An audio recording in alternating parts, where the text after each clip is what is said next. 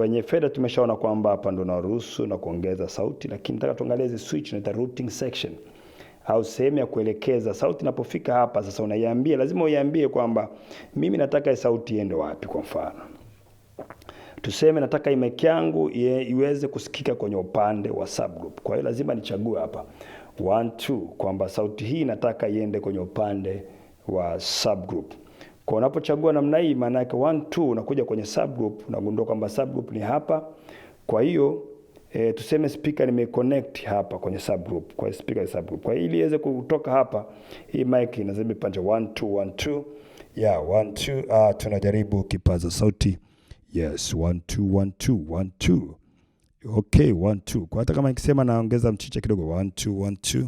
Yeah, tunajaribu. Hallelujah. 1 2 1 2 1 2. Kwa hiyo unaweza kuona kwamba hii sauti sasa imekwenda kwenye upande wa subgroup. Okay? Lakini hii sauti ipo kwenye upande wa main kwa sababu hapa mimi nilichagua tu njia kwamba iende kwenye subgroup, right?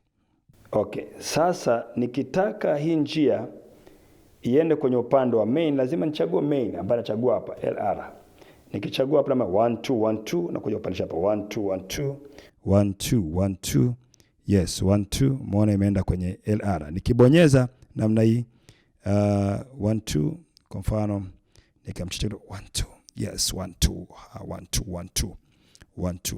Nikiondoa namna hii 1 2 1 2 1 2. Naona sisikiki tena ule mchicha. Nikibonyeza tu hapa LR 1 2 1 2. Yeah, tunajaribu kipaza sauti. Kwa maana yake hapa inatumika kuelekeza wapi pa kwenda. Kujifunza zaidi kanuni za msingi, unaweza kupata kitabu hiki cha kutawala vifaa vyako vya muziki kwa gharama ya pesa za Kitanzania shilingi 20,000 tu.